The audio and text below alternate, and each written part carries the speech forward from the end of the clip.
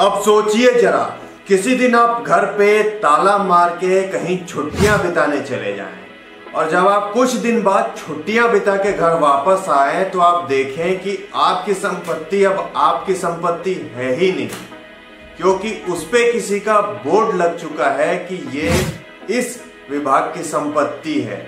और उसके लिए जब आप केस करने जाए या फिर किसी पुलिस स्टेशन में एफआईआर कराने जाए, तब आपको पता चले कि आप अपने अधिकारों के लिए तो लड़ भी नहीं सकते। यदि लड़ भी सकते हैं तो उसी संस्था में लड़ सकते हैं जिस संस्था ने आपके संपत्ति पे कब्जा किया है। और फिर जब आप जाएं उन्हीं की संस्था में केस करने के लिए, ये सिद्ध करवाने के लिए कि वो जमीन आप ही की है, तब वहां पहुंचने के बाद आपको पता चलता है कि उस केस में जो बोर्ड मेंबर्स होंगे जो ये निर्धारित करेंगे कि ये भूमि है किसकी, वो उन्हीं के मेंबर्स हैं। तो भाई सीधी सी बात है, वो तो यही सिद्ध करेंगे कि ये उन्हीं की संस्था की जमीन है, क्योंकि उन्होंने कब्जा जो कर रखा है। अब आप देखिए कि क्या आपको ये नहीं लगता कि इससे बड़ी तानाशाही इस देश में और कुछ हो सकती है?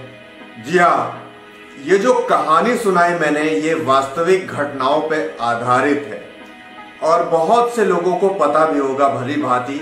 और कई ऐसे बुद्धिजीवी हैं जो ऐसे तो ज्ञान देंगे सेकुलरिज्म का बहुत, लेकिन जब इस मुद्दे पे बात की जाएगी तब उनकी बोलती नहीं निकलेगी। जी हाँ, सही समझे आप, बात कर रहा हूं वक्फ बोर्ड की।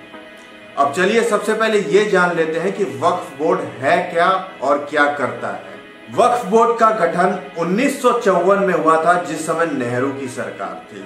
उसके बाद 1995 में इस वक्फ बोर्ड को इतनी ताकत मिली कि इसने भारत में एक एक करके सबके जमीन हथियाना प्रारंभ कर दिया।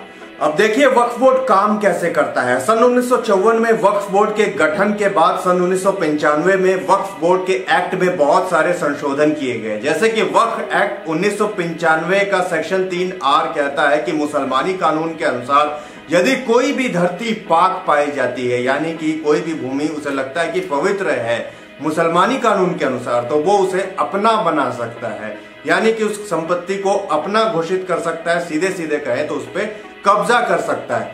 अब जिसकी वो भूमि है, जिस भी व्यक्ति की, वो अब कैसे सिद्ध करेगा कि उसी की है और किस जगह पे करेगा? अब ये देखिए, यदि उसे सिद्ध करना है कि वो भूमि उसी की है तो उसे अपना केस लेकर के उन्हीं के ट्राइब्यूनल कोर्ट में जाना होगा, जहां पे उन्हीं के कमेटी के मेंबर्स और उन्हीं के अधिकारी होंगे। क्योंकि वक्फ एक्ट का जो आर्टिकल 40 है वो ये कहता है कि जो सर्वेयर और अधिकारी हैं वक्फ बोर्ड के, जो वो निर्णय लेंगे वही मान्य होगा। और वक्फ एक्ट 1995 का सेक्शन 85 कहता है कि जो भी बोर्ड ने निर्णय लिया उसको आप चुनौती कहीं नहीं दे सकते, यानी कि आप सुप्रीम कोर्ट, हाई कोर्ट, किसी भी कोर्ट कचहरी में जाके आप उसको चुनौती दे करके नहीं अपने जमीन को वापस ले सकते। सीधे सीधे कहें कि पूर्ण रूप से तानाशाही भूमि के मामले में।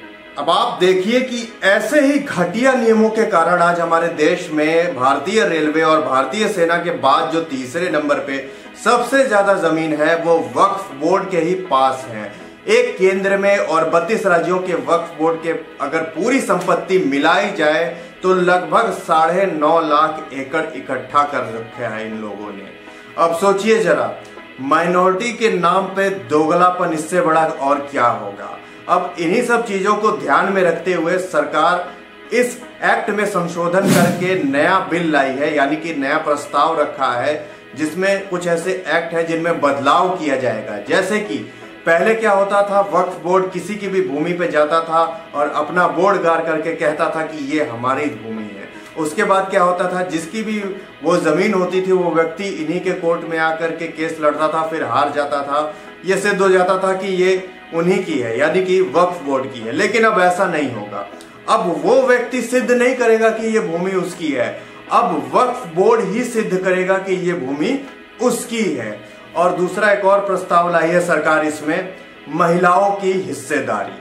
इसी के साथ ही सरकार ने क्यूआर कोड भी लॉन्च किया है, जिसमें 2 टाइप के क्यूआर कोड हैं। एक है वो क्यूआर कोड जो कि मुसलमान के पक्ष के लिए है, यानी कि वक्फ बोर्ड के जो नियम है उनमें संशोधन नहीं होना चाहिए, और दूसरा है सरकार के बिल के समर्थन में यानी कि उसमें संशोधन होना चाहिए। अब चलिए मैं अपना व्यक्तिगत मत देता हूं वक्फ बोर्ड के बारे में। मेरे अनुसार वक्फ बोर्ड जैसी चीज या फिर वक्फ बोर्ड जैसी कोई संस्था होनी ही नहीं चाहिए इस हिंदू राष्ट्र में, क्योंकि ये देश कभी भारत के साथ साथ भरतखंड, भारतवर्ष, आर्यव्रत, रीवा, अजनाब वर्ष और जम्बू द्वीप था। ये वक्फ बोर्ड कहां से आया? क्या आवश्यकता पड़ गई इसकी? मतलब कि अल्पसंख्यक के नाम पे पूर्ण रूप से तानाशाही हो रही है। यहाँ पे बहुसंख्यक जो है वो दब रहा है, अल्पसंख्यक जो है दिन प्रतिदिन हावी होता जा रहा है। तो ये गलत है। और जो स्वयं को अल्पसंख्यक मानते हैं उनको मैं बता दूं कि इस देश में और भी अल्पसंख्यक हैं, जैसे कि सिख, बौद्ध, जैन। वो लोग कभी भी लेकिन माइनॉरिटी का जो रोना है ना वो नहीं रोते। तो सेकुलर्स जो हैं हमारे देश के, जो इंसानियत की बात करते हैं, उनको भी ये चीज समझनी चाहिए कि वक्फ बोर्ड कैसे काम करती है और वक्फ बोर्ड कितनी गलत है। अब ये सिद्ध करने की आवश्यकता है नहीं, सब कुछ सामने है, लेकिन फिर भी आंख पे क्या है, पट्टी बांध रखी है। अंत में मैं यही कहना चाहूंगा कि धार्मिक मुद्दा बना करके यदि ऐसे ही किसी की जमीन हथियाई जा सकती है, और हथिया भी लिया गया है, जैसे कि 9.5 लाख जो एकड़ है उनमें कई हिंदुओं के घर हैं, कईयों के खेत हैं, और कई तो पूरे गांव चले गए वक्फ बोर्ड के नाम पे। तो ऐसे ही वक्फ बोर्ड जैसा एक हिंदू संगठन का भी बोर्ड होना चाहिए जो ऐसा ही धार्मिक आधार बना करके किसी की भी जमीन जो है ले सके। तब देखते हैं कि कौन किसकी जमीन लेता है। जय श्री राम।